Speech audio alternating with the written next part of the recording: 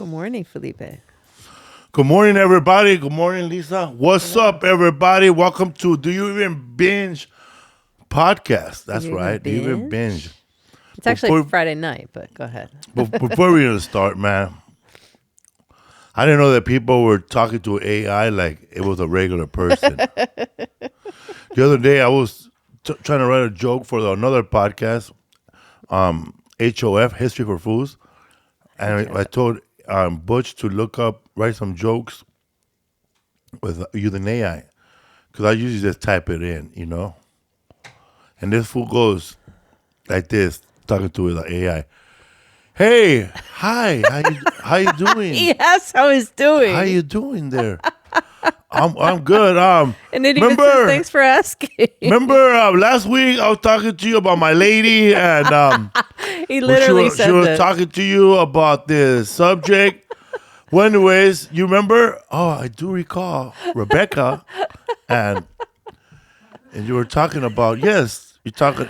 That's the one you referred to as Jessica Rabbit, right?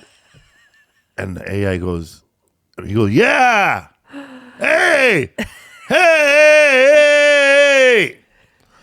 Then he goes, can you write down some jokes for the, oh no, I cut him off and I yelled out, titties. You're testing the AI And then the AI got confused by that, man.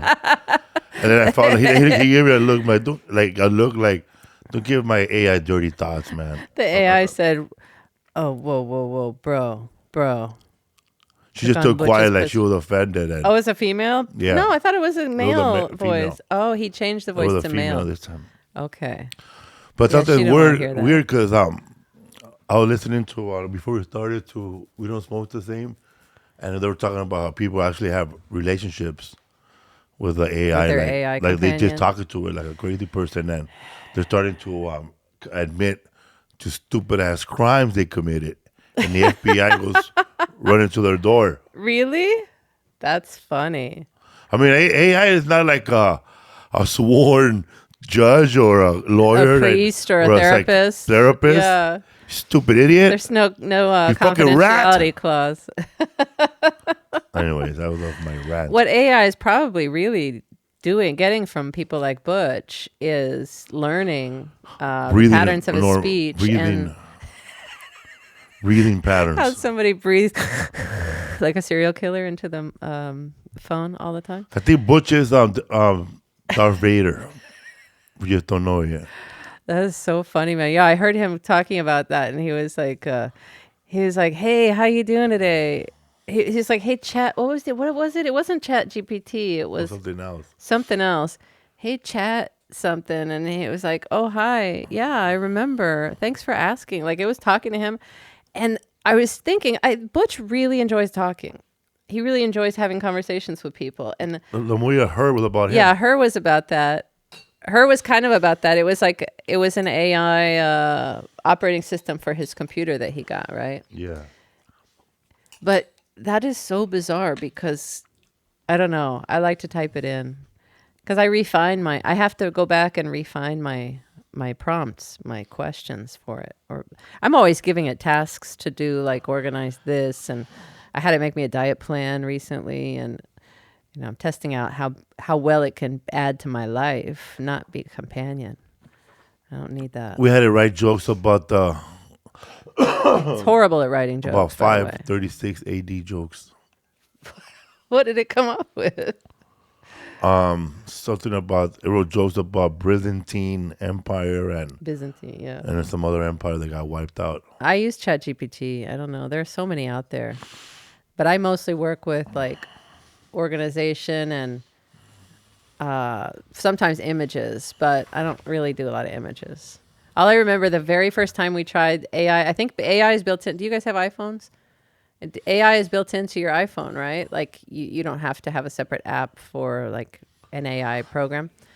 But the first time Gabby was showing me, all she was doing was requesting different pictures of poop on a stick or poop on something. And it was just these crazy computer generated images of poop like on sticks. And I was like, this is so weird. I wrote a joke. I told AI to write a letter of recommendation for myself to the judge, and AI responded with, "Do you got baby pictures?" AI said, "I need something to work with here." Anyway, last week I forgot to show a clip on Arnold the Schwarzenegger. What movie was Terminator. that? I'm sorry. It's called Hercules in New York. It was his Hercules in New York is first ever acting job. And watch it. Is that the bodybuilding movie? There was no other bodybuilding movie he did. Well, he did Pumping Iron, but that was later. Okay, I thought it was this before. No. Catch Arnold Schwarzenegger in his first feature film role. Does this mean I have Zeus's permission to leave? It means you will stay, and I don't wish to hear another word on the subject. I won't stay. He's I won't tired stay. of playing among the gods. He leaves his Mount Olympus life. For your elders! Now he's on his way to the Big Apple to meet new friends. He smoked weed. I remember he didn't like it. Movie. He was trying to block Take it. in the sights. Pumping Iron, he have smoked any weed. money. I don't know if he did it in here. How dare you Like Popeye. My buddy, And enjoy some local hospitality. you just got here. Right away, you're on the make. What am I making? It's What am I making? It's colossal. I am having too much fun. It's Arnold. Oh, wow. See it for the first Hell yeah. time in its original form with Arnold's real voice. Smile. I like him, even if he is a bit crazy. Mr. Universe, Arnold Schwarzenegger stars in Isn't it enough since Hercules rode in your chariot? You've been immortalized. I've been who? that's it, Hercules who? in New York. Hercules in New York. You can watch the whole thing on YouTube, right, Ike? I've only watched clips. Oh, you can watch lots of clips on YouTube. I don't know if you can watch the whole thing, but see, it's free with ads right there. Hercules in New York on the top right. So free with ads, hour 32 minutes. My And now he gosh. has a donkey in his kitchen. Pirates give you His social media was popping for a while, wasn't it? He was Yeah. doing a lot of stuff. I haven't heard from him at all. I I don't remember follow he was him. running for governor. I don't know if it was here in LA. Somebody threw eggs at him when he was talking. And then he just Those are good for protein. and then he responded with, Well, this guy owes me bacon now. "Did that come with bacon?" Everybody laughed. He is witty. He's funny. I don't know how smart he is, but I don't know. He's funny. His real son looks just like him. Just like him. His illegitimate son looks more like him than all his other kids. Yeah, the All the other ones Terminator, look like before Maria. he got John Connors, he got somebody pregnant first. I'm telling you, man, in Terminator 2, when he picked up the little Mexican baby in the desert, that's his real son. It's not. He took care of that family, though. Bought them a ranch up in Bakersfield or something, right? Hell yeah, man. At least all happy. And then the little baby lifted a truck one time when they broke down, right? Yep. What happened? Anyway, so that was just a clip I wanted to show from last week. So this week, so the Emmys are coming up. Let's see. I guess this weekend, right? Yes. If at the time of this taping, the time that this was going to air, the Emmys are coming up on Sunday. So we were going to watch all the Emmy nominees, but we got too busy and a little lazy. So we only watched one nominee, and it was the Pee-Wee as himself documentary on HBO. But we can go over the other nominees if you want and just Okay. kind of zip through and talk about ones you've seen or ones you think are going to win or whatever. So outstanding drama series here, Andor, Paradise, Severance, and The Pit. I only saw Severance, but I'm not even near that season everybody watched. No, we finished Severance. All of them. We watched every one of those episodes. Oh, okay. Yeah, we're caught up. I had confused with another show that started with an S. But they're all business people. Oh, Succession? yeah. Oh, we haven't gone back to Succession. I think that ended this past season. Yeah. Yeah, okay. Severance, it's nominated for a ton of Emmys this season. Still haven't shown us what the goat room is all about, but whatever. The Last of Us, nope. White Lotus, yes. White Lotus is the only one I've seen on the. I have no idea what the other ones are. I know what The Last of Us is. It's just Isaac played that game all the way through, right? Yeah, my son played that game, and then Slow Horses. I haven't watched that, but it's a Gary Oldman series. I had no idea it was out there. White Lotus is great this season. Sam Rockwell and Walton Goggins are both nominated in the same supporting actor category, and they're both phenomenal in this season of White Lotus. But anyway, Scott Glenn, his whole relationship with Scott Glenn and that, it's really good. My acting teacher, she teaches one of the actors that was in White Lotus, the black kid, the son. Oh, her son. I used to run Masusa's into son. him in and out. Cool. Yeah, and then that guy, by the way, pull up Theo James' picture. This is a British guy. He looks exactly like James Franco. Like, what's up with that? How could you look more like James Franco? It's so bizarre. He does an American accent. He's not in this season. He's in the last season when they went to Italy. But he's a British guy. He looks so much like James Franco, especially when he's doing his American accent in the series. So what else? Who else? Who's nominated for lead actor in a drama series? Let's go to that one. Pedro Pascal, Adam Scott, Gary Oldman, Noah Wyle for The Pit.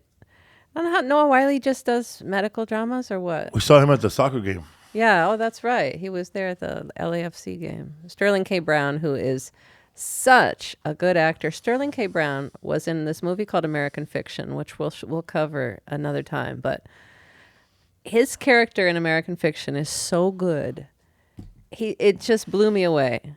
That it's so real and so unique. Such a unique character. American Fiction, such a good movie. That's so that it's kind of like that Family Guy episode where Brian writes, he's like, I'm just going to write this shitty novel, wish it won it, do it, right? And it's a hit. Instead of putting his heart and soul into something, he just wrote it in like an hour. Yeah. American Fiction is similar. He's a black author, but none of his stuff is selling very well. It's critically acclaimed, but not selling very well. So he ends up creating a fake persona, a pen name, and writing About street life. stereotypically black characteristic sort of book, and then it blows him up as an author. But he never really shows himself, like who he really is. Yeah, like he started writing stuff. It's like in the closet as a black man, as an intellectual black man. Yeah, so he started writing stuff like, oh man, my hot comb didn't lit, stuff like that. This bitch threw a bottle of hot grits at me. You want to talk jive? Want to talk jive, but it was hilarious. I can talk jive with the best of them. Because he's sitting there intellectual and he's listening to his book, like this other author's book. And like just saying, for example, like they'll call like it was called The Jump Off. Something like that. And he's there with his acclaimed book about. It's a historical novel or something. Yeah, it was like serious literature. So he just basically bows down to the lowest common denominator, and then it takes off, and a lot of stuff about race and stuff. But his brother is Sterling K. Brown, very dynamic family. And then I think their mother dies or their brother dies or something like that. And then they all three have to come together. And then fucking Erica Alexander is in it, who I loved she's the girl that used to be in Living Single. I thought it was a man. What? Well, when you said the name, I was just Her right there. To me with a man. Right there, Erica Alexander, right here. This woman. Who does she play? She's the love interest he meets across the street. She's in her own home over there, and he moves into that like beach house or something for a while to write. And then she's living across the street, and she kind of helps him be more authentic or realize he should be more authentic. He's that thing that spurs him on. I guess we're talking about this movie now. But anyway, she was Max in Living Single with that's right. with Queen Latifah. She was so good in that show. And she had like the braids, and they were like chopped off asymmetrical haircut. She was badass. She was my favorite. She was a lawyer, I think. And then she She was always sister-in-law. and then she always fought with that other guy. I think his name was Kyle.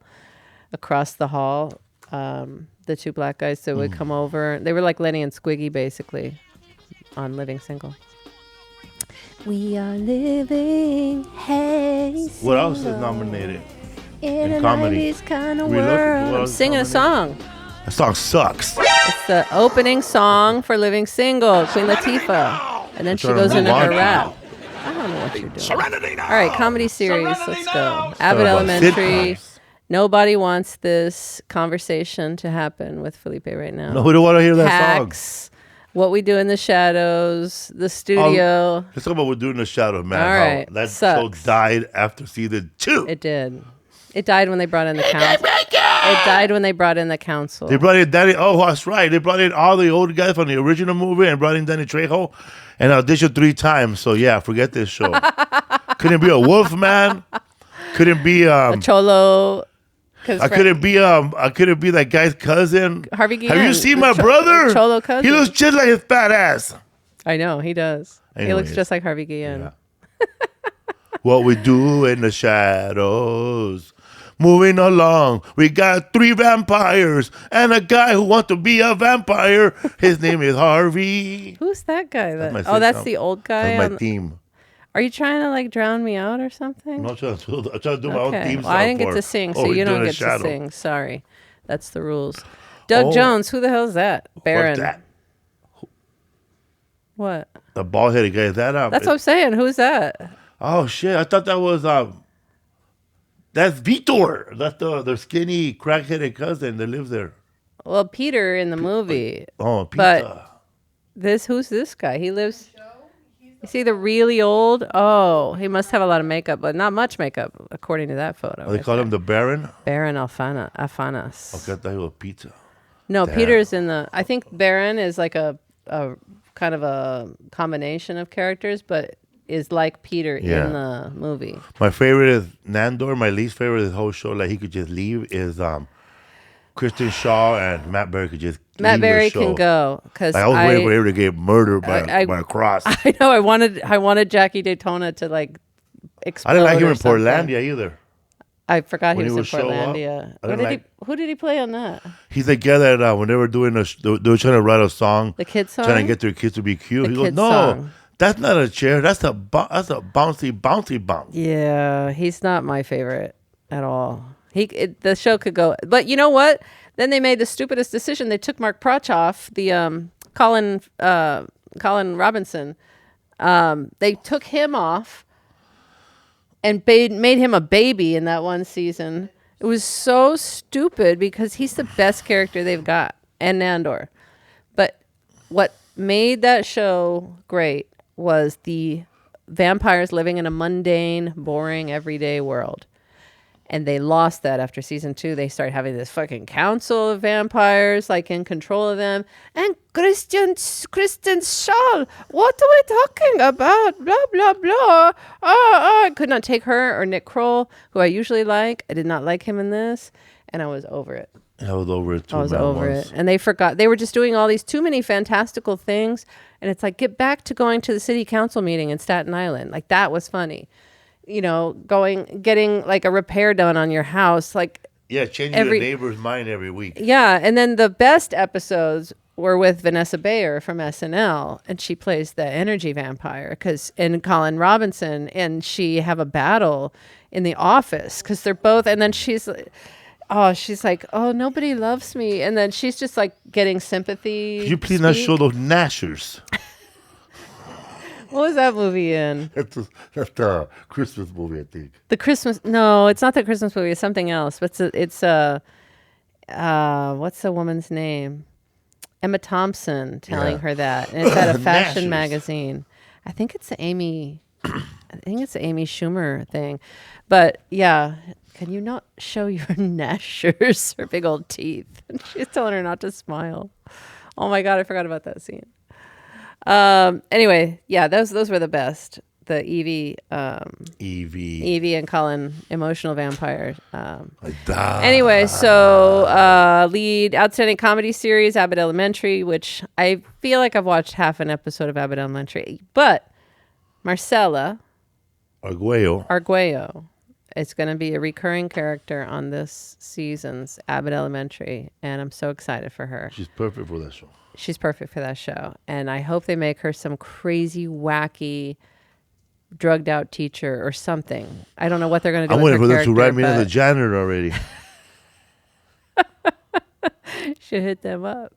I Well, don't I know. already wrote myself in. How do you get in? Oh man, somebody starts stealing their lunches. See that woman down there, the third row in the middle, Kayla Monteroso. That's the funny girl you were talking about. She was chubby. We thought she was the one in Eastbound and Down, right? Yeah, she wasn't. But she wasn't. But she's also funny herself. She's very Kayla funny. Monteroso Mejia. Okay, what else is on the list? Comedy. The Studio, which we have not yet watched. The Bear, I tried to watch. I would never consider that a comedy. That's like when they fucking put Orange is the New Black in comedy. And then I was like, what is this? Why are they trying to be in the comedy category? And then boom, season 4 comes and it's a fucking musical. And then we were gone. That's it. Never watched another episode after that. After they started singing, I left. I couldn't take that anymore. Yeah, once a show like starts. Even Claus did it. So The Office. Once a show The starts with a Office, musical, yes. I figure the writers are done. I'm done too. The writers have literally run out of ideas. I started and noticing the actors have taken over. noticing that one of the directors is direct. One of the actors is directing now. Okay, he wanted more money, so they gave him a director. Yeah. I'm out. They don't give you more money. They give you that's what we learned that from our entertainment lawyer. That when a show hits like its third season, they don't want to pay more. But that's when negotiations start. Is second season Credits, we usually. just give those away like So they hot just dogs. they do. So they basically like either give a gift if it's an ensemble cast. Like they basically want to nip it in the bud so it doesn't become a situation like Friends where they all 6 members went in and said we want $1 million an episode, and they were like, we're being held hostage, so we have to give you $1 million an episode. That's what I hate about the industry now. Like I should have gotten a big gift when I was on Superstore at the end of the season because I was in the last season of the episode. They don't give you presents no more. They will give the whole cast $2,000 worth of presents in one big goodie bag, yeah. Like a goodie bag, so you could just open it up and not ask for a raise. But then there was that one episode of The Sopranos that ruined everything. They were trying to sell that stupid movie, The Cleaver. The Cleaver. It was made about their horror movie. horror movie? I don't remember And then somebody asked them, how much were in those bags? Oh, like $75,000 worth of presents. Oh, I agree with you. The whole thing's obscene. And it's nothing compared to the situation at award shows. Presenters get about $30,000 worth of merchandise in those baskets. That's a year's salary for some people. I thought it was when George Clooney No. got an Oscar bag, and then he declined his because it had a watch in it. I think it was like a Rolex, or maybe not a Rolex, but They used to give Rolex. yeah, it was something in the Oscar goodie bag. Hawaiian vacation as long as you promote it. Yeah. So, but I think George Clooney rejected his because he knew you have to claim the taxes. You have to see, claim I that as didn't a know gift. Yeah. None of that. Anything. You can only give a gift. Like if you want to give your daughter or son a gift of money, Yeah. I think $15,000 is the max, maybe $13,000. It goes up every year, but that's the max you can give as a gift before you have to report it to the IRS. Yeah, 2010 was at the end of this. Yeah. Or 2008, but one time I think they took somebody's Look at that. Oh, go ahead. They took somebody's bag on The Sopranos. Christy, he stole the bag from a famous actress. Oh, in the movie. Sophia Loren or somebody, yeah, in the show. Okay. And then they said, in the show. And then they showed it in the news. And then and then George Clooney. So then no more gifts.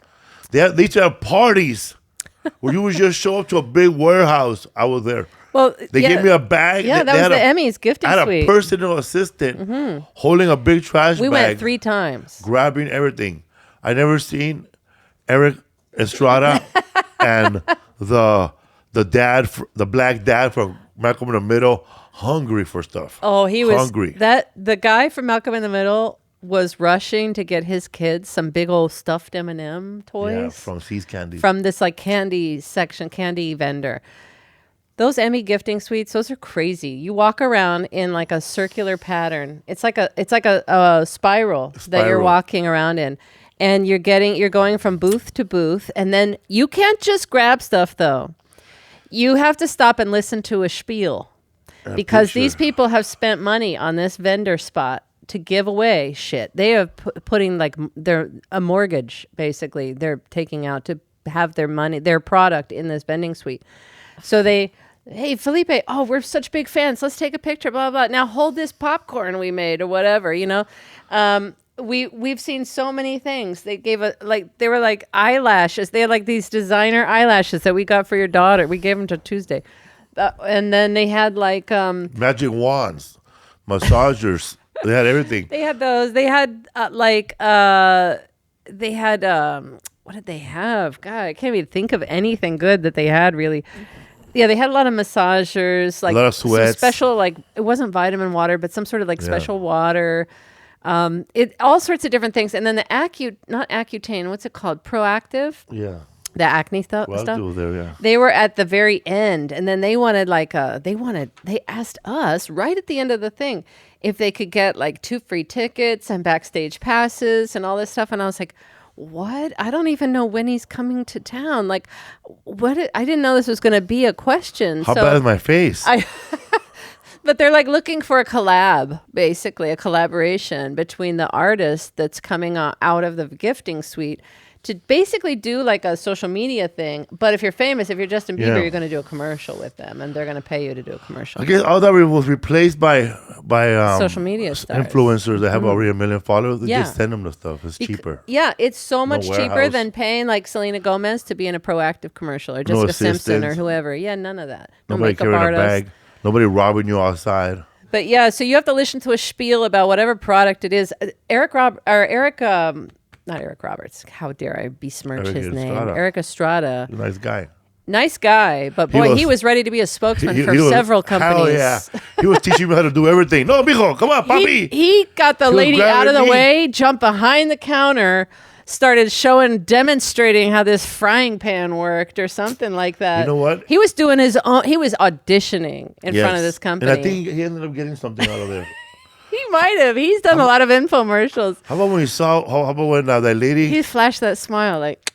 That lady confused Keith David as Ernie Hudson. Oh, that was embarrassing. We saw Keith David there, and he was so cool. You attacked him in the parking lot, basically, right? He was happy that I didn't mess up his name. I know. The whole time I was like, David Keith or Keith David? David Keith or David Keith is the mutated-looking Patrick Swayze guy, but not related to Patrick Swayze. But Keith David is the guy in Something About Mary and all the other so many amazing roles that he's done. But just here walking like this. Yeah. Him and Roddy Piper are the longest fight in TV history. That's right. In They Live, right? Yeah, and that was that was the source for The Chicken and Peter Griffin, right? All their fights is copying They Live. Yeah, man. This is like the history of Do You Even Binge? We haven't. Anyway, so we were talking about Pee-Wee. We were talking about series. Hold on. Let's finish the idea what you were saying about series. So if you hit season 2 of a series and you're an actor on that show, your agent is going to want to negotiate at season 2 for higher pay for the next season. So, hey, we got a renewal for season 3. This is what the deal's going to be. But the show does not want to give out all those raises because the raises come out of the pockets of the showrunner, who is the executive producer and writer and creator of the show usually. And so that person does not want to let go of extra money and give it to the show has a certain budget. Most of it goes to the showrunner. Then from there on, the money flows down. But so what they do instead is they'll fool you with perks. So they'd be like, me, Jerry. Oh, they gave cars to Will and Grace. I think it's season 3 or 4. Yeah. They all got Porsches. So it's a finite amount. It's like, we're not increasing your money. We're giving and then they might make a deal with a Porsche dealership. You know what I mean? So they get a special rate on that Porsche. And then the cast just goes, woohoo, we fucking got Porsches this year. You know, and then they're fooled that they got some Porsches. And then, or they get to direct an episode, which does come with an extra paycheck for that one episode for directing. You get an extra hat to wear. But it's not long-term revenue or income. So they give them little perks like that and try to appease them along the way. And then I think they're kind of hoping for their star to fade so they don't have to pay them more the next year or anything, you know? So like, then you look at the Friends cast, not all those guys were worth $1 million an episode, you know? I mean, I don't know. They think they were. But the show together with all of them is worth $1 million an episode. Well, yeah, but not for, that's $6 million an episode, basically. So, yeah, they all fought for that. So that's what they were trying to prevent, but that's the way things go these days. So that's why you see the actors directing TV. But when actors direct TV, when anybody directs TV, it's not the same as directing a movie. It's not as involved as directing a movie. Directing a movie is like you have total control. Directing a TV show, you're following a script, you're following an outline, you're doing whatever they say to do. The shots are planned out for you, everything. The writer in TV is the one who runs the show. That's the showrunner. What are you crying about? No. Okay. Anyway, we've gone way too long. But wait. No, we didn't. We've only been on for 20 minutes? It hasn't been that long. Okay. Isaac, can you check the air again? It's so hot. It hasn't been an hour. We did not. We started 10:45, 10:50, something like that. Yeah. I thought we for an hour, but we did not. This week's subject, though, so we didn't end up watching. Go to the actors real quick. Here's the actresses. Kathy Bates in Matlock. She plays Matlock's daughter. Yeah, she does. Carrie Russell in The Diplomat. Is that like the Americans that you watched? I don't know. What is the American? The Diplomat. Carrie Russell? Carrie Russell is the. Oh, you watched like. I thought you said Terry Russell. No, Carrie. Oh, she's having a baby. That's not Terry Russell. You're talking about Teresa Russell, who is not her either. That's Carrie Elizabeth Russell, Montgomery. man, The Americans. That's the girl in The Americans, yeah. So she's on this now. I never watched Americans, but that was the Russian spy show. We talked about that before. Britt Lauer, have no idea. Oh, that's the redhead on Severance? Okay, yeah, she's good.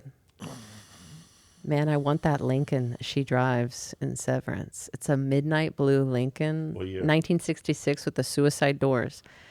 I want that Lincoln like nobody's business. So if anybody knows a classic car dealer who has a Lincoln 1966 midnight, well, it doesn't even matter the color. I know somebody who can paint it. Yeah. Look at that car. Look at that. Suicide doors right there. It's beautiful. That's the one they used for the Men in Black one.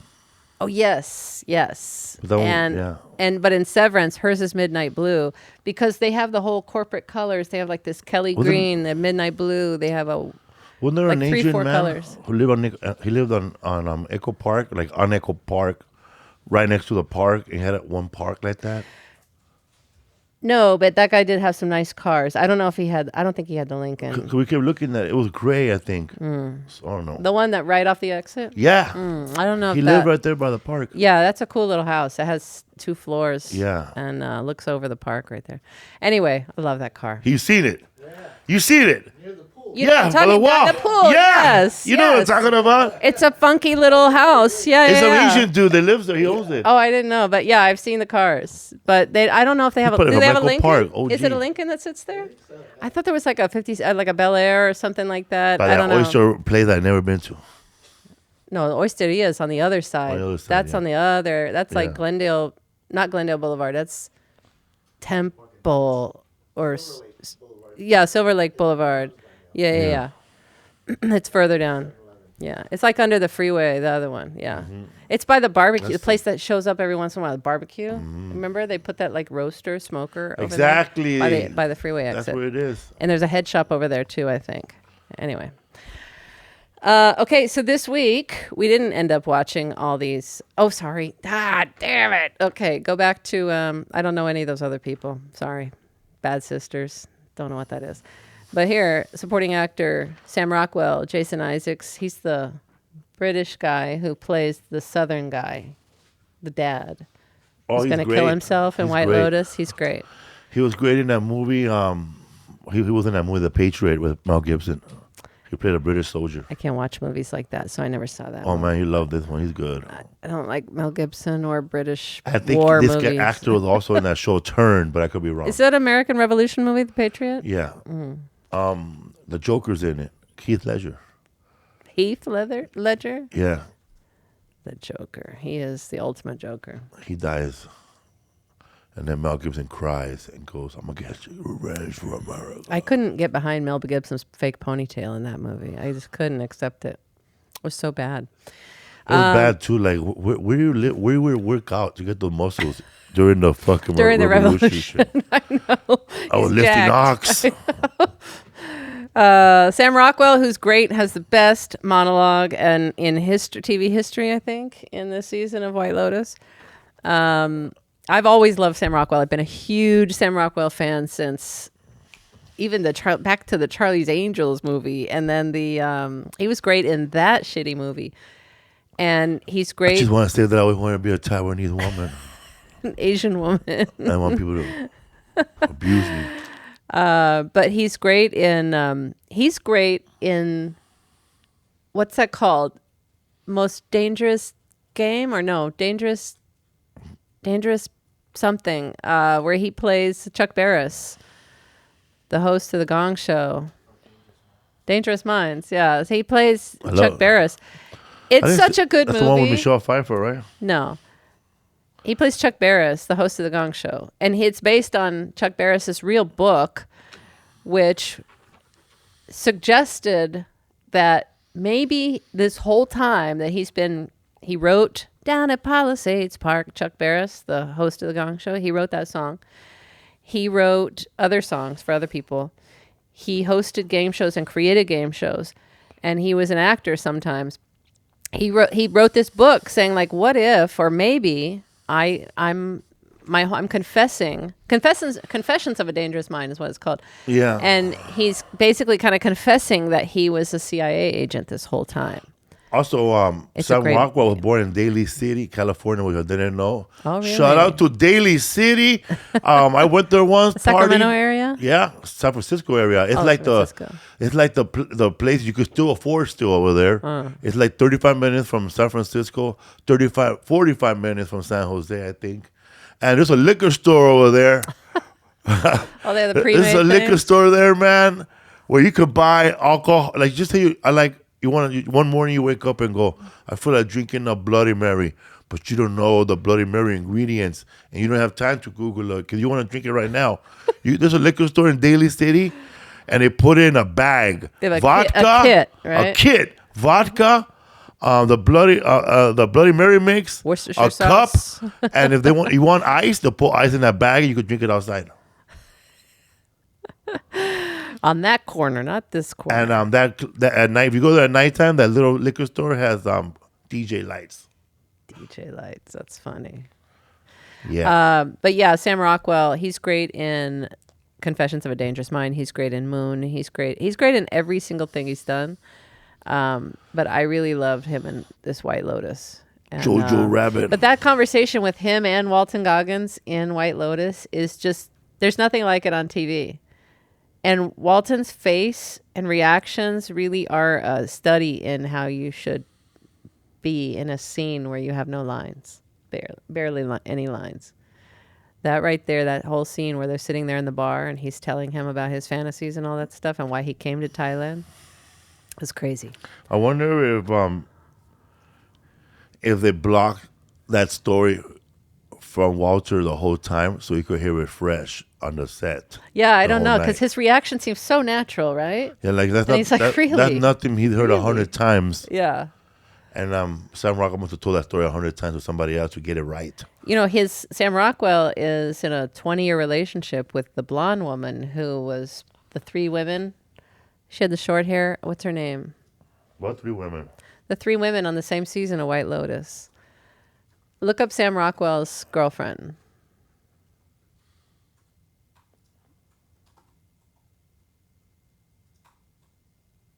Yeah, Leslie Bibb. She was on Entourage, and she was on lots of stuff. But she's one of the three women, you know. Yeah, she's the one from Texas. Yeah, the Moynihan, what's her face? Moynihan. Michelle Moynihan. Anyway, she's one of the women. She's like a TV personality, and then she's just like a mom in Texas now, yeah. And she's like becoming right wing. But they didn't even know they were going to be cast together, and then they ended up having a free trip to Thailand. Funny how we're talking about Sam Rockwell as the host of the Gong Show, and Pee-Wee Herman was on the Gong Show. That's right. So, and that takes us into our show. We decided to watch Pee-Wee Herman, Pee-Wee as himself, this documentary, and talk mostly about this today. And you're invited. It's I have that doll, weird by to the way. be in I had this that doll. My situation grandmother had having that a doll. documentary made It's because in the box I'm still. used My to mom having has it. control Let's steal it from of my her. alter ego. I wanted to be a performance artist. I could show you my characters. Out of nowhere, Pee-Wee Herman popped out of me. The audience ate it up and went crazy. When I first saw Paul as Pee-Wee, I was like, who is this little man in this bow tie? And why is he throwing Tootsie Rolls at people? Hollywood Pretending he taken didn't notice. get it. I mean, how could they not? He's so I pretentious. remember thinking, this is going to be really big. There wasn't like a moment in the 80s that wasn't super cool to be me. And then dark music. Bum, bum, bum, bum. I lost control of my anonymity, and it was devastating. I don't want to come off like a victim in some way. I kept who I was a secret for a Little really rat. long time. I hid behind an alter ego. Today's secret word is fun. I want kids to learn not only is being different okay, let's celebrate it, but I want that not just for you, but for myself. Death is just so final. To be able to get your message in at the last minute is incredible. He was so private, it was challenging for him to do the documentary, but he took a leap of faith. He wanted people to see stop it. who he was. Anyway, as that's Paul. the trailer. It's a great documentary. It's a two-parter on HBO. And we'll talk about the documentary itself in a second, but it was nominated for 5 Emmys, which would have surprised him, and because he was frustrated the with the 5 process. Emmys? I think it's like there's like best. I think it's best documentary for one, and I think let's see what they are. Outstanding documentary or nonfiction special, outstanding directing for a documentary nonfiction program.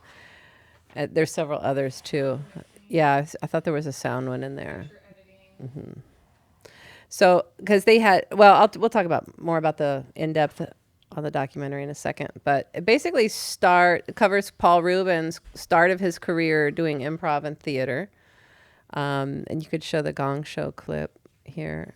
He was on the Gong Show several times.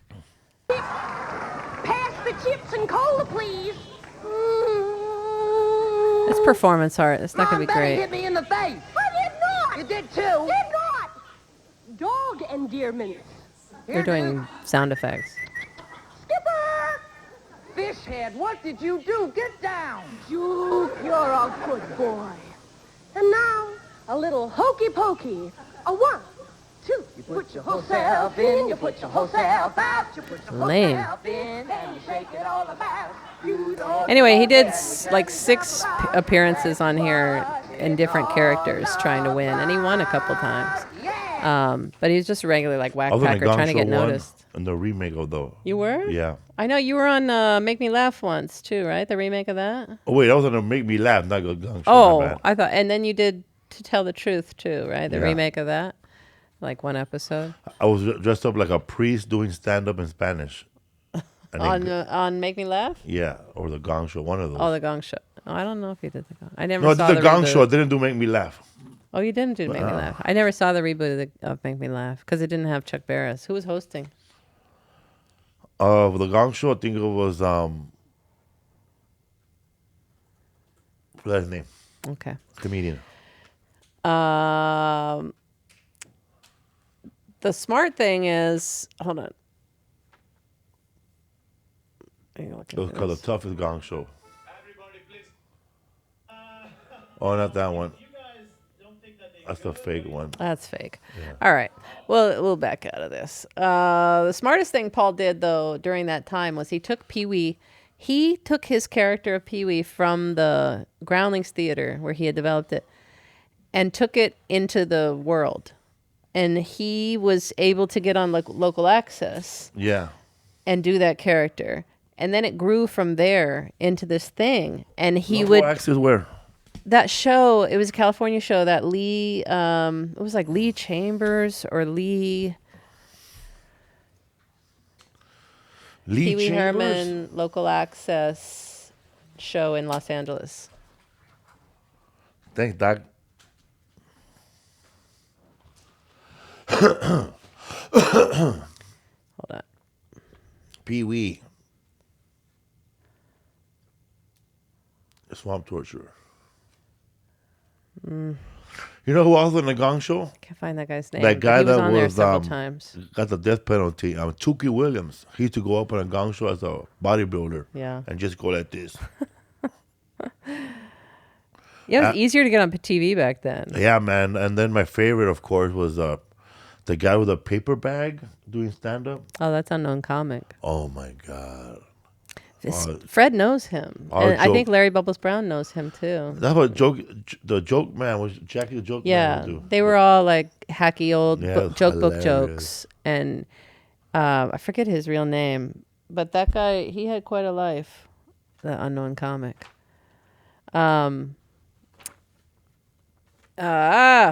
Okay, show the Roddy Piper clip, I guess. Yeah, that's next. So he would do these interviews and things. He got on these shows before he was before he had a show or a movie.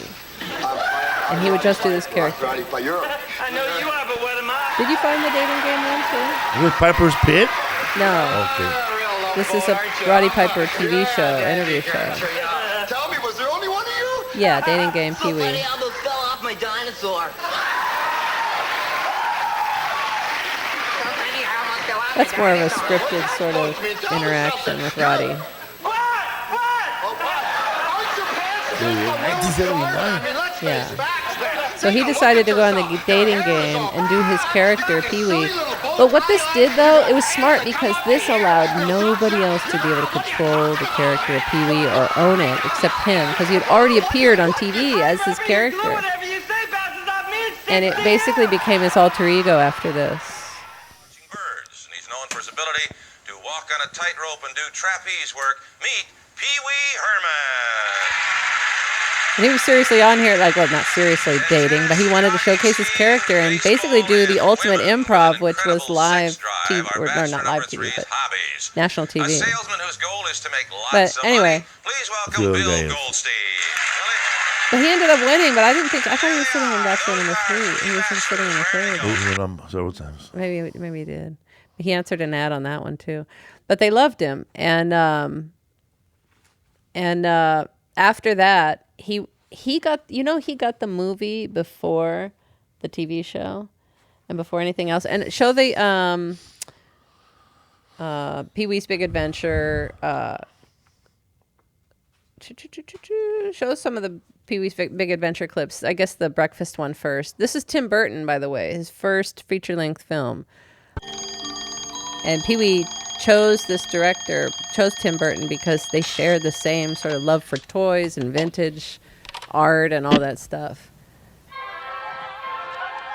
And then here's the Rube Goldberg machine that he's built in his house to make him breakfast every day.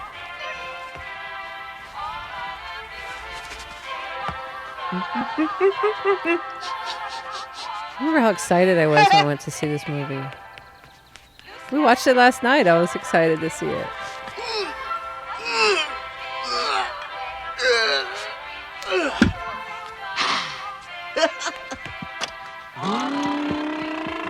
We can skip ahead.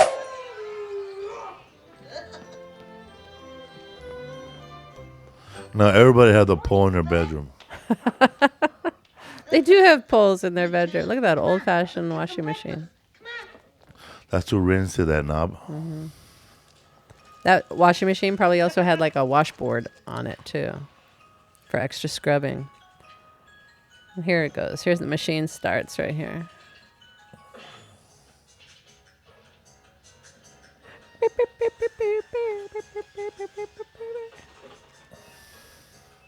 I think every kid watched one of this, right? Yeah, I did. Isaac, did you watch this movie? Years ago, right?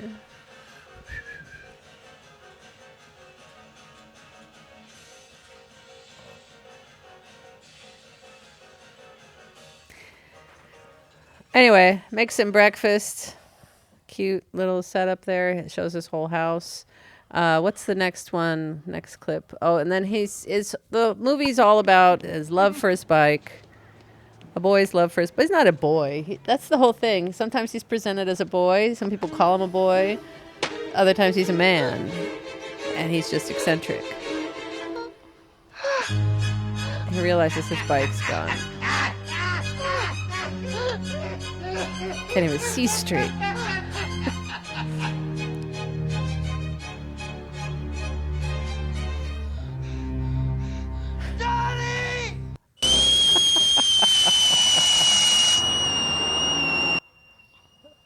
And then is there another clip there? Oh yeah. And then this is the kid who stole it. The guy who stole it. He's got a pool in his house. This pool has been used in other movies. I feel like it's been used in a James Bond movie before. And Scarface. Scarface too? Yeah.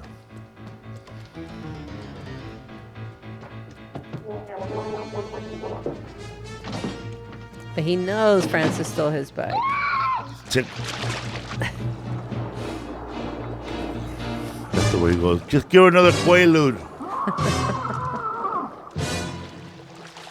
Still want to buy my bike, Francis? What would I do with that, really? I can have any bike in the world. You don't want it anymore because you already have it. Tell me where it is before I... All right, so he goes on a search for his bike across America. He runs into crazy characters. Go ahead and scream your head off. What's the We're next miles clip from there? where anyone can hear you. Okay. Oh, this is Dottie, his friend at the bike shop. E.G. Daly, who was a singer. She was in Valley Girl, right? Before this? Right before this. Like a year before this, right? Or 2? 87? 87 was Valley Girl. Really? So it's after this. This is 85. No, it's 87. This is 85. Say we cruise, dudes. That Valley Girl was like 82, 83. No. It was. You're right. It was because I remember I saw the poster in Mexico. Yeah, 83. So she was already known from that. Where is it? Let's hear it. She's done every cartoon voice that all the millennials probably know.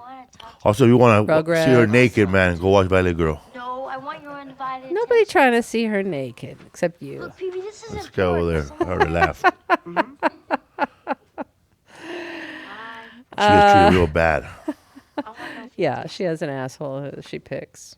Because she picks one of the nerds, right? Or one of the jocks, one of the prep guys, you know. It's a whole class picture. We'll talk about Valley Girl in a separate episode, too. I have that in the lineup. Tell them Large Marge sent you. So this is the famous Large Marge. He's left all alone in the desert. Flags down a semi. Right there, every time I get to this clip, I always have a feeling that Pee-wee's already dead. Or he's stuck in that place where you're not there in purgatory. Because he first sees the first angel, which is the inmate. And the prisoner, we don't know why he did it. He probably killed somebody. But he lied to Pee-wee and said, I took the tag off because he didn't want to scare Pee-wee away. Took the tag of a mattress. And then that guy goes, then when they jumped over the cliff and they survived, we know he's dead. So you think he died in the cliff jump? Yeah, and the prisoner goes, I'm going to hell, Pee-wee. I can't take it with me. Yeah. I'm going to leave you here. And he picks up another angel with Large Marge. Interesting. There was this sound. Where'd you read that? I made that up. Like a garbage truck. But that's what I'm thinking. You might be right. Because he sees Large Marge. But there's no outcome of it. But then he walks into the restaurant. Yeah. And he finds out she's not alive. Not alive. Not real. Finally pulled the driver's body from the twisted, burning wreck. It looked like this. This. There's Tim Burton for you. Is there a part of it? You ever seen that movie where Bill Murray has a little ass small part? I don't know if it's Bill Murray or somebody. And he's in the driver and he picks up a hitchhiker and he goes, you want to see something scary? Oh, that's Dan Aykroyd in Twilight Zone, the movie. Yeah, that's it. Yeah. He's listening to Creedence, by the way. Yeah. And he's driving in an ambulance Is it an ambulance Is it station with the same wagon or a face, though, like hearse? that? No. Okay. Nothing really happens. He just says, "You want to see something really scary?" And then I think 'Cause- just from there the movie starts. You want to see something really scary? You bet.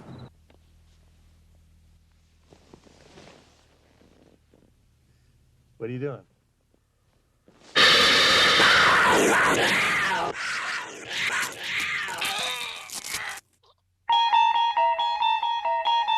Now I'm thinking that the bicycle is Pee-Wee Herman's soul and somebody stole it.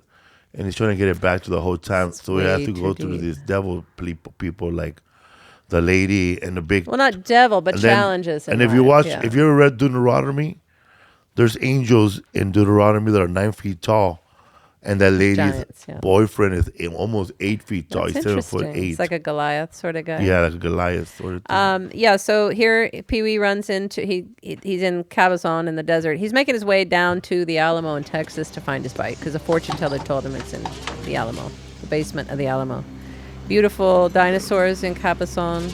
That guy used to be a wrestler, by the way.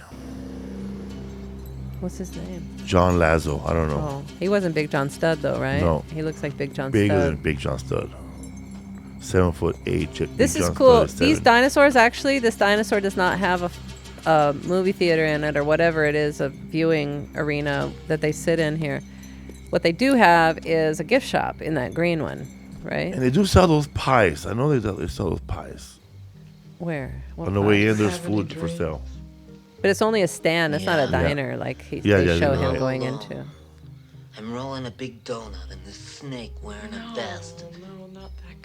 Looking forward to what does it say? Like one something to 113, I think, or 148. Yeah. Well, I bet if he knew how important it is to you, he'd change his mind. No, he won't. So Simona's a waitress. this She wants is to your get out of this dream. town. You have to follow it. I know you're right, but But what? Everyone I know has a big butt. Come on, Simone, let's talk about your Talk big about butt. your big butt. That's funny. Play the other clip I have right after this one, which is the Batman Returns.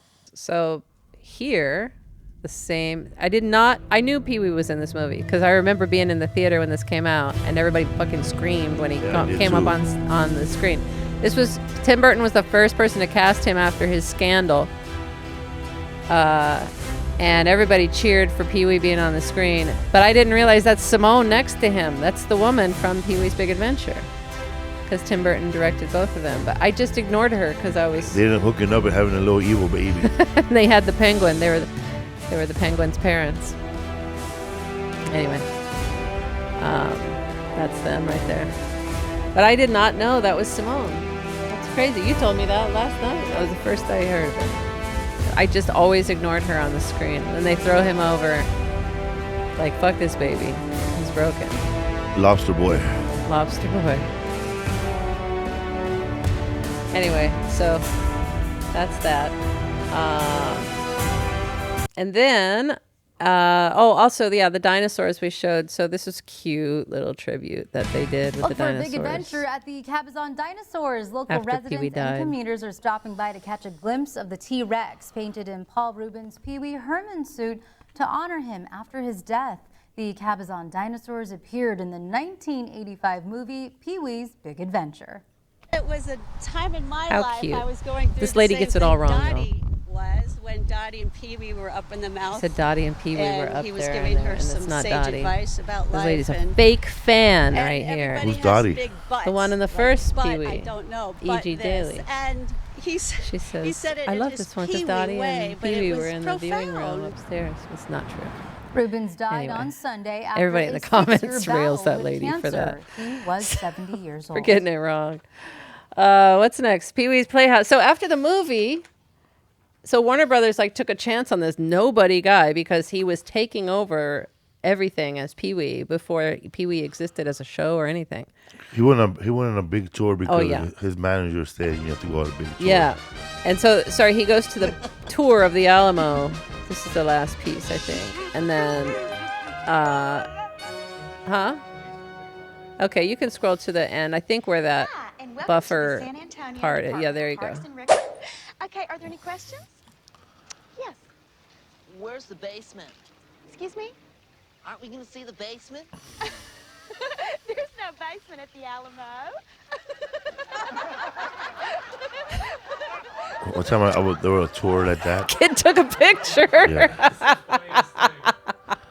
One time what? There was a tour like that in San Antonio, and I was walking to my show, and I got behind the tour, and I cut off the tour guide. I said, get to the part where we kicked their ass. That gift shop will never be the same. That's funny. And this here, my favorite clip of all in the whole. So at the end of Pee-wee's adventure, Warner Brothers agrees to make a film of the whole adventure and the whole getting his bike back story. It's like a film within a film. And Pee-wee gets his big acting debut, and it's just the best.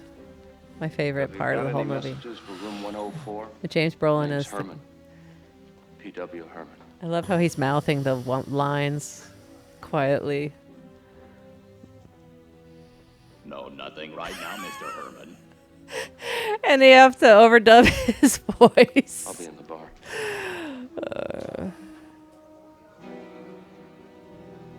Paging Mr. Herman. Mr. Herman, you have a telephone call at the front desk. Oh, he stares at the camera. Milk duds, they suck. Love milk duds. Yes. Uh-huh. Yes, I understand. I was the president again. I've got to steal back the X-1 before the Soviets find the secret compartment containing the microfilm. The future He's stealing of the free the world scene, which is what Pee-wee always claimed he I'm was going best with at. you. No. Stealing the scene. I invented the X1, PW. I'm going with you. All right, let's go. You are such a pusher. I know you are. But what am I? What am I? And then, what? Oh. So then, the Pee-wee Herman got a TV show after that. First, okay, Sony was like, not Sony. Warner Brothers was like pumping him up. We want to do a show with you. We want to do a movie with you.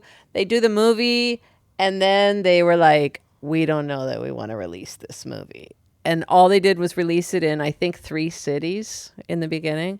And then it blew up from there and became this, not just a cult classic at that time, but it became a mainstream hit. Sleeper hit. A sleeper hit. It was a sleeper, but it became a hit. And so after, like, these studios or whoever, they woo you and say how great it's going to be, and then they see the final product and they don't understand it.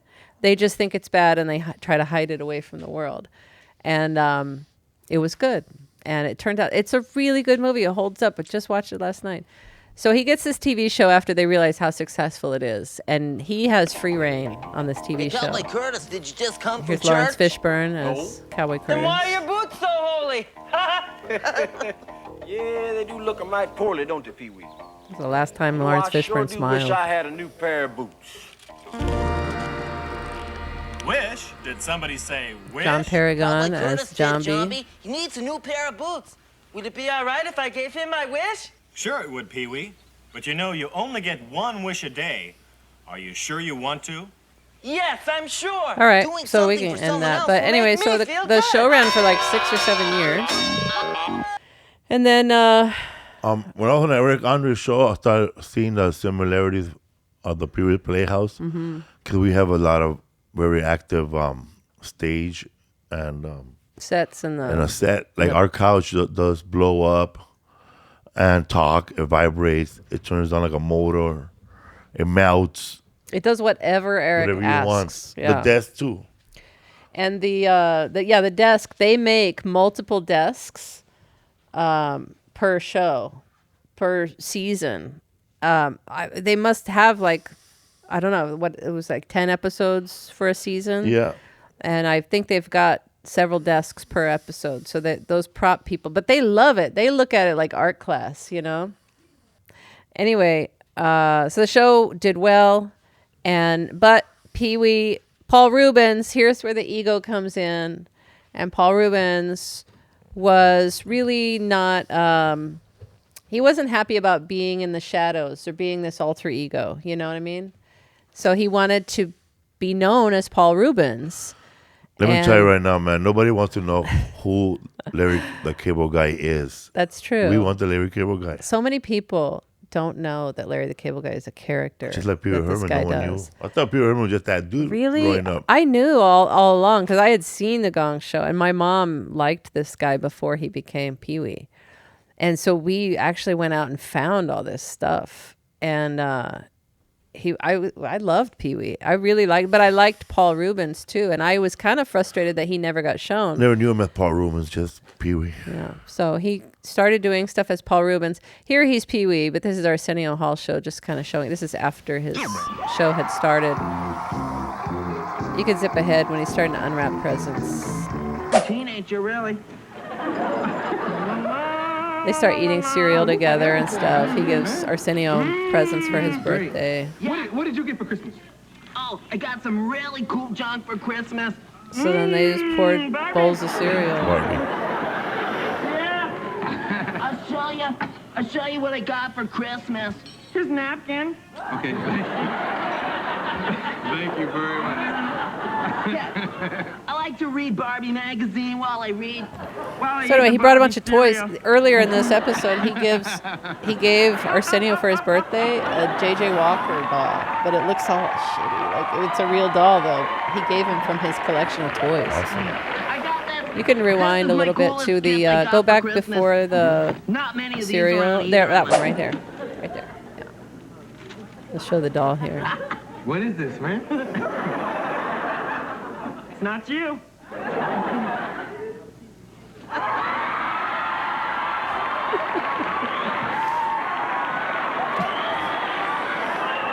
Does it have a string? No, but this is really from his collection, his toy collection. I thought that was Eddie Murphy. No, I'll give you a hint. Dynamite! It's a Jimmy Walker doll. Jimmy Walker doll. Look at that shitty doll that they put out. Too, you know. That's very nice. Yeah. Hope you like it. He had, Pee-Wee had a massive toy collection and art collection, multiple collections throughout his house. At the very end of the documentary, they show the room filled with just being packed full of all his stuff and bins and bins and bins of things. Because not only did he keep footage and photos from over his career, there were toys and things. Yeah, isn't that crazy? Get that doll right now for $27. I'll get it. It's like a rag doll kind of. Anyway, so after that, he wants to become known as himself, and he's a little selfish. He's like, okay, they had the name Paul Reubens as executive producer for the for Pee-Wee's Big Adventure and stuff, but that's not enough because nobody knows who Paul Reubens is. So he started to go out as himself, and you can play the. Welcome back. Paul Reubens is on way out. Emmy-nominated. There it is. This is his first interview as himself ever. Isaac as well. Let's get right to it. My first guest, best known, of course, is Pee-Wee Herman, Emmy-winning performer, currently starring in a new film called Mystery Men, which opens this Friday. Next Friday. Next Friday. Okay. This is his first talk show appearance ever as himself. Please welcome Paul Reubens. Oh, shit. I missed out on meeting Pee-Wee. Pause it. I missed out on Pee-Wee Herman because I sat next to Jay Leno in the screening room watching Mystery Men. Oh, wow. And they were going to have the lead actor on the movie on the show, too. Ben Stiller? Greg Kinnear. Oh, yeah, he's in that. Yeah, Greg Kinnear, the lead. And I remember Jay Leno ordered a bunch of pizza from Hard Time Pizza in Silver Lake because that was like his favorite pizza place, Hard Times. And he had his own pizza for himself, and everybody else had to go grab slices. And he was sitting in a chair like the one I am, and it's a big screen, and he has all the controls for the big screen, volume, color, everything, and it sounds just like being in a movie theater. And I remember sitting next to him, and because you were there with Willie. With Willie Barcena at the Tonight Show, and they invited us, so we stood. And I remember one of the band members, Bransford Marsalis. Bradford Marsalis. Yeah, he was trying to leave early before the movie, and Jay goes, hey. He goes, you gotta watch the let whole him movie. leave? And then he sat down and played joking around. He goes, what are you gonna say tomorrow when Greg's here? Great movie, man. Everybody died, but the movie was bad. And then I remember trying to leave. I went to go to the restroom, and then I asked Jay, what do I miss? And he laughed, man. What did I miss? That's funny. I was sitting right next to him. Yeah. Laughing at his jokes. Yeah, so Paul wanted to be recognized as Paul. And also, when they did his second movie, his follow-up to Pee-wee's Big Adventure, it's called Big Top Pee-wee. He wanted creative control completely. And he had final cut rights and everything on this, which basically means he's got more power than the director on this movie. And they had a weaker director also who had no power. So Hello, Pee-wee. this is the only funny part I remember. Of course you're late, Pee-wee.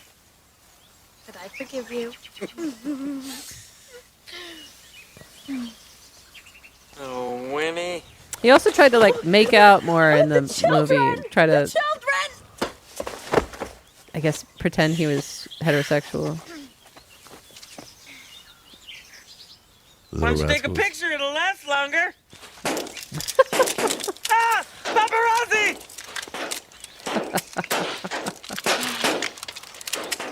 Oh, Pee-wee, really? Now, children! Looks like a Marilyn Monroe Mr. picture. Herman and I would like to have a quiet lunch. Why don't you play with Vance? Yes, Miss Johnson. I don't know what era this is supposed to be. The kids look like they're in the 20s, in the Depression or something. I made your favorite. Fried chicken! No. Hamburgers? Hamburgers? No, your favorite, Pee-wee. Cheese sandwich! No. I know, turkey a la king. No. Vegetarian plate. No. Shepherd pie? No. Olive loaf. No. Olive loaf. Can't think of anything else. I give up. Egg salad, darling. Egg salad, my favorite!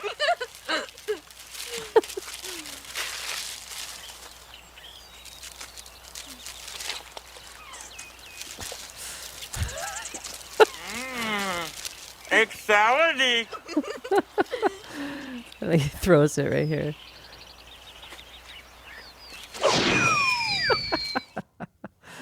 Anyway, it's the only funny part I remember from that movie. But it's a lot of circus performers and stuff because he was obsessed with circus performers and the whole idea of the circus back in the day. You hiding from that? But then came the scandals. So he's falling apart now. And then the first scandal was when this famous mugshot came out. And he was some adult theater. He had gone back to visit his mom and dad in Florida. When I saw that mugshot, I thought it was Nicolas Cage. They caught him up on heroin or somewhere. So he goes to visit his parents. This is the TV show's on hiatus. I think they had 1 or 2 more seasons to do. And he goes, he's hanging out with the parents and I guess needs to go to an adult movie theater. And he decides to do that and they get raided at the same time. This before Pornhub and Xvideo, OnlyFans, right, and all that, man. There's some porn on the internet What at I this got point, out of but this not was really. that's how boring Sarasota, Florida Oh is. yeah, of course. Like it's so boring. You had to leave your It's parents' so house. boring that you gotta find the seediest corner because there's not a whole block that's seedy over there. Yeah, Sarasota's very suburban. Yeah. So he got caught. When he got caught, see, that's the funny thing. They never really mentioned in the reports of him getting caught. He gets arrested like all the other guys are getting arrested. And he said, well, this is embarrassing to the cop. And he said, all right, I'll do your fundraiser. Like that. He was making a joke. Like Yeah. he would do the policeman's fundraiser. And I think it got spun around to like, don't you know who I am? That he had said something like that. But I he would've never said something did. like, you caught me head-handed. Yeah, so he like made a joke of it. That's a great joke, man. Yeah. So he's like, all right, I'll do your fundraiser. But because he looks like this at the time, nobody knew he was Pee-wee. They didn't know why this dude is saying this. He just looks like a seedy dude. Did he say, my name is Pee-wee when they arrested him? No, not when they arrested him. He just thought, like, I think he forgot maybe what he looked like or how different he looked. So he thought maybe they recognized him, but no. So once they did realize who that was, it hit the wire and everybody knew. And he couldn't even leave his parents' home to get out of Sarasota because the paparazzi was lined up the street. So they had to put like fake teeth and a fake wig on him or something, and he got out. But he was embarrassed, but not just embarrassed. He was like, because this had something to do with sex and because he had a kid's show, CBS pulled the show immediately and pulled all the reruns. So his career was kind of over for a while. And then, like I said, that Tim Burton, the Batman Returns was the first role he had after that.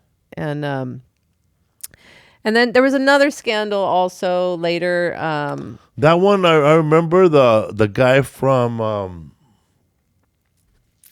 Ferris Bueller, Jeffrey Jones, getting arrested, but yeah, around the same time. I never knew about Pee-Wee Herman getting arrested too, or I never knew about that till I saw the documentary. Yeah, so I didn't follow it. Oh, let's show this. So so when he was in Buffy the Vampire Slayer as this, when he looked like this, he requested to look like his mugshot. No, the producers requested.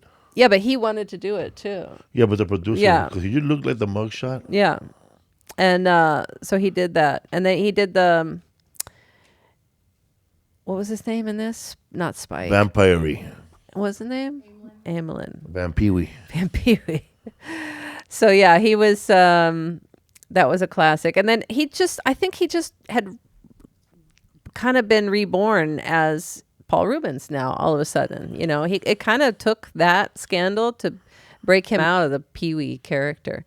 But then the other scandal was, they raided his home, and it was some tip from some friend who's not a friend, I guess, and saw a collection of different art and stuff, because he would buy like estate sales. He would buy like blocks of photos, vintage photos, photo albums, and slides and magazines, old magazines that people had. And so what he really had was just male physique magazines, what they used to call them weightlifting magazines or bodybuilding magazines. The one my uncle had, Adonis. Yeah, but they were a little racy. Or guys in their underwear or maybe no underwear or who knows. But there were a few that had children in them, but they were more like those kids like doing archery and stuff like that, but they have like Speedos on, you know. So he was railroaded under that, and eventually they talked him down. They were like, "You don't have any child porn here." So what is he really being charged with? It was a prosecutor who was running for prosecutor. They had a day before his charges expired, and they could file full charges on him.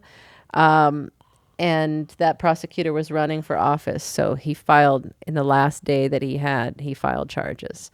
And then they talked it down to obscenity charge. Then he paid, I think the fine was $100. $100 That's sad for all that scandal. To ruin his career again, or try to. That's why I want to be famous. I don't do anything bad. Tough. But the haters come out of the woodwork. They really do. And I was just thinking about, what do I got to hide? Nothing. I post everything. You post too much. Nope. They'll find something. You post your toes, your fungus toes from back in the day or something. No, there's no photo of that. There's no photos of that, There's just nothing of that. descriptions. So me walking around in the river. You've told all those stories. Yeah. You've told all your drug stories. Everything from the past is all out in the open. I don't know. Maybe one of your brothers will come up with some scandal. Maybe some kid will come out of nowhere. He'll probably be successful. Goes, I remember Felipe pants me at a football game. Hold on to your sweats, bro. I told you. So the documentary's great. The funny thing is, They're both 1 hour and 40 minutes. Yeah, it's a two-parter.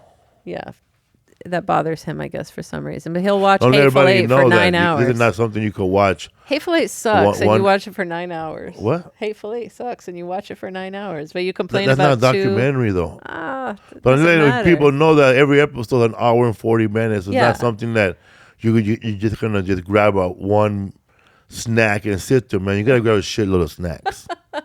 You gotta be by the toilet, man. You gotta pause this and look shit up and rewind it because you're gonna miss a lot of stuff. You're gonna miss a lot of stuff, but you can watch it straight through, no problem. But it's an hour and a half, hour 45 minutes. It's not a tearjerker like I thought it was gonna be. No, I thought it was gonna be sad, but I like his cynical attitude in life. So, You learn a lot about the business too, man. Yeah. Like I didn't know that Phil Hartman was that sailor the whole time. You didn't on know the that? show. I didn't know who Phil Hartman was till we got to SNL. Oh. See, we're Latinos. We don't follow white actors. I'm not saying you have to follow. I didn't No, I'm just follow saying, Phil we're Hartman. Latino. You know, we just see a person and we don't know where he came from. I didn't know who a Phil weird Hartman world to was live till in. SNL. I know. I didn't know who Lauren Fishburne was till after. Later on, I found out that he was Lauren Fishburne.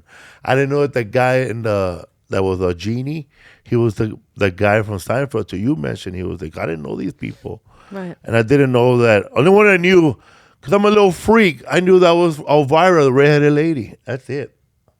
What does Elvira have to do with being a freak? No, because I just know because Elvira. But Elvira was out before. Well, right around the same time as Pee-wee busting out, because she was in Groundlings too with him. See, I didn't they know came that. out right around the same See, time. right 82, there? 83. When Elvira, Cassandra Peterson said that she came out with Elvira in that outfit, I was like, you're a liar. What do you mean? She's a liar. She didn't come up with it at Groundlings, that Elvira get up. No, she didn't say she came up with it at Groundlings. Okay, she just said she was in Oh, Groundlings. we don't know she was in Groundlings, but Yeah. because later on, there was like an Ed Wood movie series, and there was actually a woman that was like Elvira back in the days. Yeah, she looks And like then they- Vampira, And they claimed actually. that Elvira took her whole get up. Yeah. She was an improv person, actor, and that sort of thing, and what do you call that? Performance art sort of thing.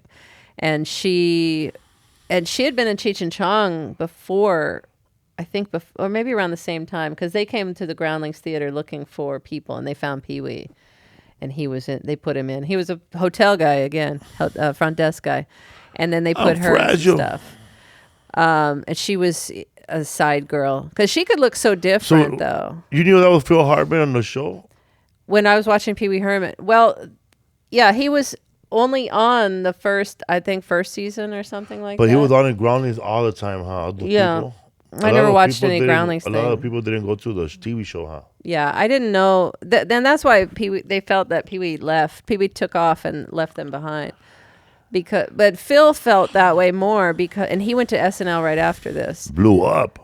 Because Phil helped create the Pee-wee show, and he always felt like he never got recognized for that.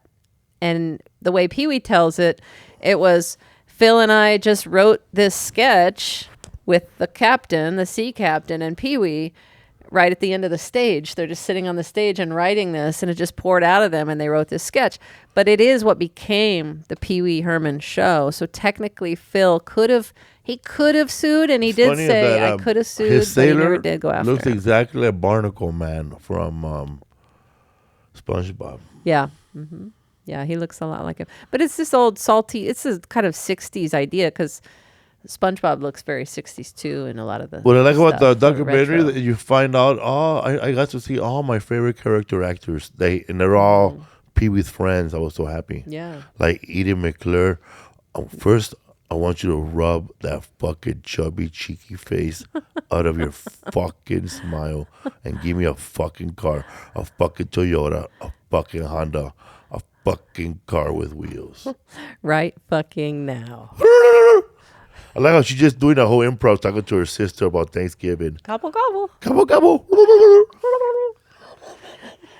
Anyway, so the documentary... It was a good one. The documentary is interesting because the best documentaries always evolve into something that it didn't start out being the subject matter. That didn't start out being the subject matter. So they start out wanting to do a documentary of Pee-wee. Pee-wee wanted to direct it himself, but his friends and his manager and other people said, you don't want to do that because you won't have the right perspective to put your life together for others to see. And Pee-wee's like, I disagree. I'm the best person to have perspective on my life and my career and know how to put it together. And the director is like, no, but documentaries don't come together that way. Documentaries are written in the editing room. After it's shot, you think you're going to film a certain thing, but really what happens is something else happens along the way that becomes the better focus of the documentary. Yeah, man. So in this one, two things. One, that Pee-wee was gay and closeted this whole time. And that he... the other one was that he and Matt Wolf, the director, were butting heads the entire time. And I did a little more reading afterward. So they were butting heads because Pee-wee's a control freak. He has had control over everything in his career and everything having to do with Pee-wee, his alter ego. And so they had this battle, basically. Once he gave over his life, he was like, well, I still want to have some control. And he's like, you can't really control a documentary until we're in the editing room, but you also can't sit in the editing room with me 8 hours a day and do this, because we won't be able to have the freedom to put it together the way we know how to put together a documentary. So they did show their battles together. They showed their contentious phone calls and the interview where he's kind of griping to him, kind of jokingly, because that's the way Pee-wee knows how to do it. But he's serious when he's bagging on him. But Matt Wolf was right. Like, you got to stay out of this documentary process. You can't really have control over a documentary. And Pee-wee, they had a rough agreement to do the movie, but he hadn't signed the full agreement to do this documentary. And they were they just started filming already without the full agreement signed. So when they they showed Pee-wee 45 minutes of the movie. He watched it. He kept having to leave to compose himself, come back in, and then after he saw the full 45 minutes, he refused to sign the long form agreement, and production stopped for a year. And he didn't talk to them for a year. So they started editing it, but they had to fire all their crew because the filming was over. There was no more money coming in or anything. But the guy, Matt, kept editing it, putting it together. And then they got a call from Pee-wee like a year later, and then he was sick. He didn't say he was sick, but his voice sounded really different. And he was like, well, I signed the form, and we can start filming again. And so he's headed out there to film the last block of interviews, and he got a text on the plane that he had died. So they never finished filming interviews. He did 40 hours of interviews, though, and had 1,000 hours of his own footage and photos and all sorts of stuff from his life, but never got to see the full outcome of it. And I thought it was really great. I thought it was well done. And the guy did get control in the end, but he did also put their battles inside the documentary. So you see some of their arguments and things. And apparently Pee-wee's hard to work with, but a lot of the best artists are difficult to work with. So. Yep. Case in point. But it was great. I think you should watch it. I really was afraid to watch it. Like, I was afraid to watch Precious because I thought I would just cry too much. I wouldn't be able to go on. Like, I wouldn't be able to function. But I didn't cry once. And I love Pee-wee, and I really was very close to his whole career. But I didn't cry. You didn't cry. Nothing sad. I mean, it was sad. Sad that he's gone. But I felt like all his life got shown and everything. He got to do his piece while he was here on Earth. So I would like to buy everything that he left behind. Yeah, they should just start a museum with all that shit, man. What do you think is worth $1 million?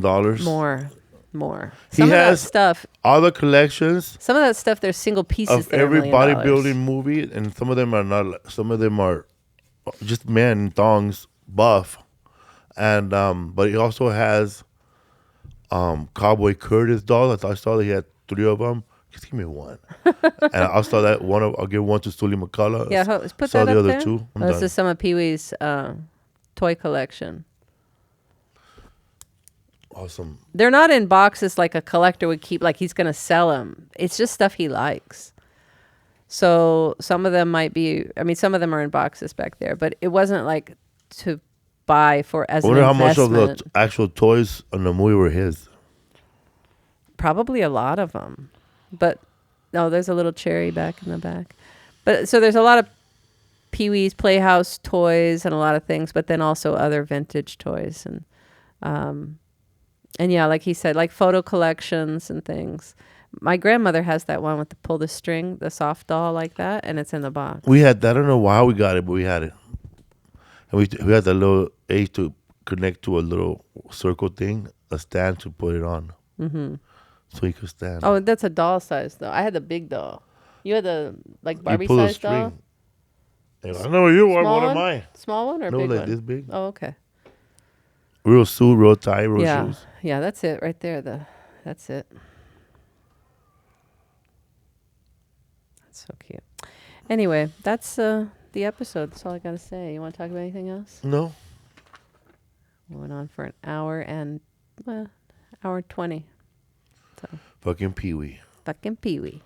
I knew that I just didn't know the connection of Cheech, Elvira, and Pee-wee because they seemed like they were friends.